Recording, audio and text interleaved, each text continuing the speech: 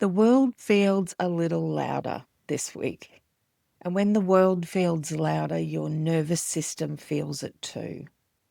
If you found it harder to concentrate, harder to write, harder to market, or even harder to think clearly about your business, you are not lazy or undisciplined, and you are not losing momentum. What you are likely experiencing is a completely normal human response to perceived instability. Writing requires psychological safety. It requires a certain level of internal calm so your brain can wander, imagine, and create.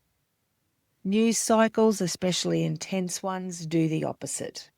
They heighten alertness, they signal danger, and they keep your body slightly braced. You may have already found it yourself that your shoulders are a bit more tense, your neck is a bit more tight. So today I want to talk to you about how to keep writing when the world feels unstable. Not by ignoring reality and not by pretending everything is fine, but by protecting your creative capacity so it does not get swallowed up by noise. Before we go any further, I want to say something personal here. I was diagnosed with cancer in 2022. 2 face and throat surgeries followed by 6 weeks of radiation. There was uncertainty and then recovery, which still continues 3 years later, including the fight to find my new normal. The quiet question that sits in the background of everything when your health is shaken continues to prod me every so often. What I learned during that season was that stability becomes a conscious decision, not denial, not forced positivity, but choice. When so much feels outside your control, you narrow your focus to what is inside it. That lesson applies here too. So let's talk about what is actually happening to you this week. You open your laptop to write. You tell yourself you will just check the news quickly. You want to be informed, of course. You want to understand what's happening. 40 minutes later, you feel heavy, distracted, and slightly flat, and you have not written a single sentence. What you've actually done is absorbed anxiety before you have even written a sentence. Or perhaps you go to promote your book and suddenly feel uncomfortable. The world is in conflict. Who am I to talk about fiction? Or worse, a quiet thought creeps in. Does any of this even matter right now? You try to write and your brain feels scattered. The words are there somewhere, but they do not land. You are more irritable than usual, possibly less patient, and more easily overwhelmed. This is not a discipline failing. This is your nervous system in dysregulation. Your brain is wired for survival. When global events look threatening, even if they're not directly affecting your street or your home, your brain still registers potential danger. And when your brain registers danger, it pulls resources away from creativity and towards vigilance. Creativity is a higher function. It needs space, it needs safety, and it needs a regulated system. So if you want to keep writing in unstable times, you do not need to push harder, but you do need to actually stabilise your nervous system first. So here are 5 practical ways to do that. First, control your information diet. Now, I'm not suggesting you bury your head in the sand.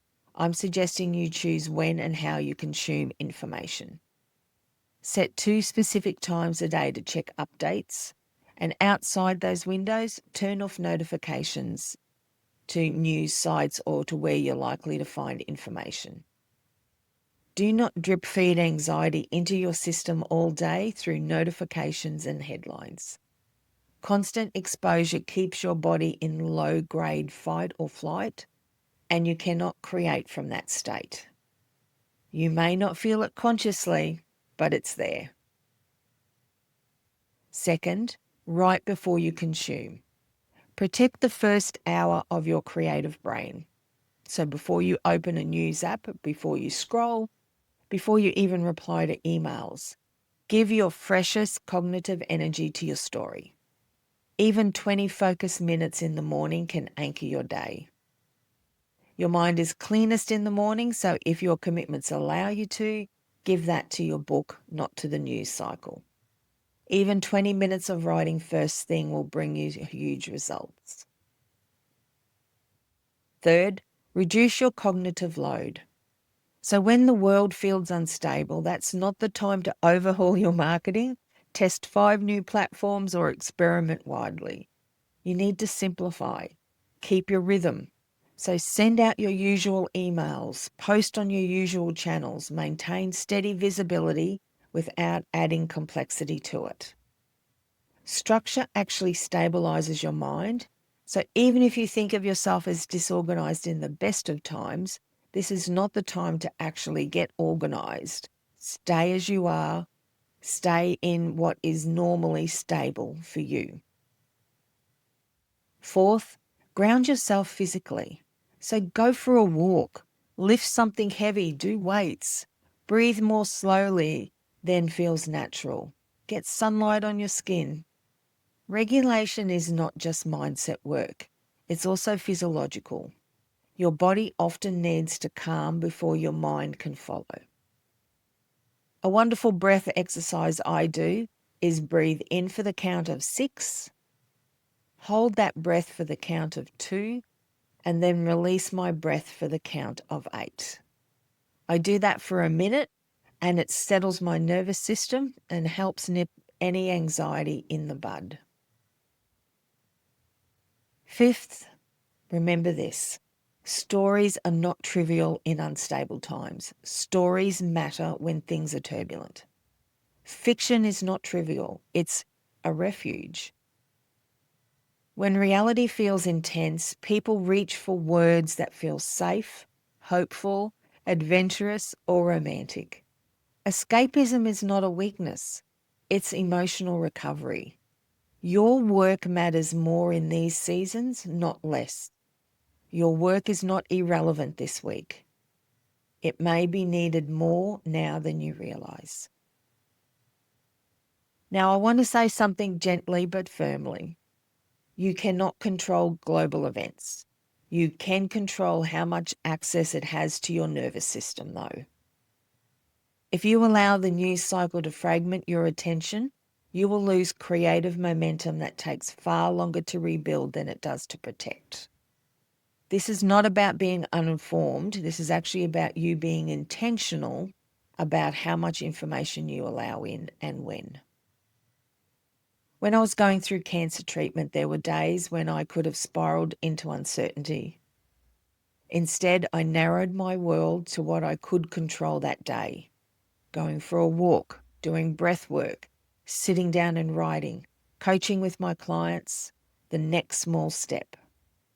That narrowing was not avoidance, it was stewardship of my energy, and that steadiness builds resilience. You know, the same applies here. You do not need to be loud this week. You do not need to have commentary. You do not need to perform awareness.